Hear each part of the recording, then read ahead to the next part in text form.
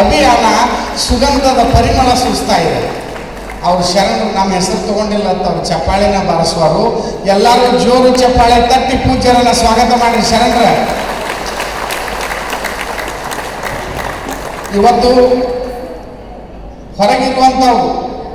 ಹೊರಗಿರುವಂಥ ಶರಣರು ನಮ್ಮ ಕಾರ್ಯಕರ್ತರು ಹೋಗಿ ಅವ್ರನ್ನ ಕರ್ಕೊಂಬರ್ರಿ. ಹೊರಗ 3 ಜನ ನಿಂತಾರ.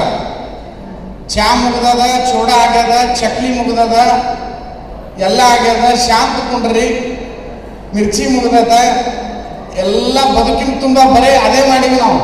ಚಕ್ಲಿ ತಿನ್ನೋದು, ಬಜಿ ತಿನ್ನೋದು, ಬೋಂಡಾ ತಿನ್ನೋದು ಅದಾಗ್ಯದ. ಇನ್ನು ಏನಾಗಬೇಕು ಅನ್ನೋದು ಕಲಿಸೋ ಸಲುವಾಗಿ ನಮ್ಮ ಗುರುಗಳು ಎಲ್ಲಿಂದ ಬಂದಾರ?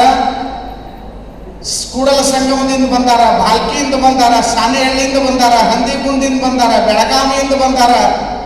ನೋಡಿ, ಬಹಳ ದೂರದಿಂದ ಬಂದಾರ. ಬೈಲೂರಿನಿಂದ ಬಂದಾರ, ಮುಂಡ್ರಿಗಿಂದ ಬಂದಾರ.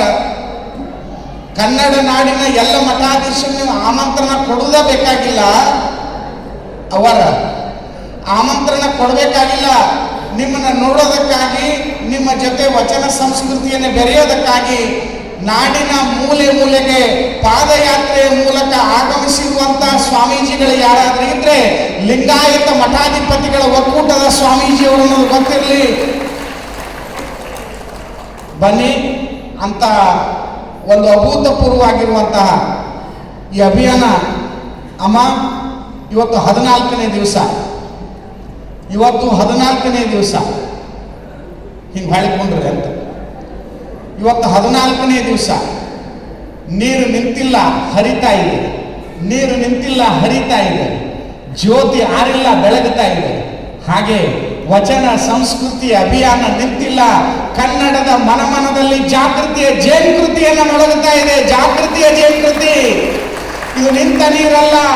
ಸಂಪ್ರದಾಯ ವ್ಯವಸ್ಥೆಗಳಿಗೆ ಸೊರಗುವ ಸಂಸ್ಕೃತಿ ಅಲ್ಲ ಇದು.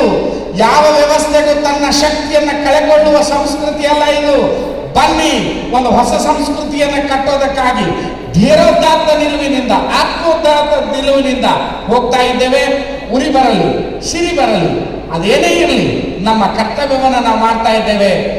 ಎಲ್ಲ ಪರಮ ಪೂಜ್ಯರು ಮಾತಾಜಿಯವರ ಸಾನ್ನಿಧ್ಯಕ್ಕೆ ಶರಣುಗಳನ್ನು ಹೇಳ್ತಾ, ನಾಗರಾಜ್ ಅವರ ಶಿವಸಂಚಾರ ಕಲಾ ಬಳಗದೊಂದಿಗೆ ನಾವು ವಚನ ಪ್ರಾರ್ಥನೆಯೊಂದಿಗೆ ಕಾರ್ಯಕ್ರಮ ಆರಂಭಿಸ್ತಾ ಇದ್ದೇವೆ.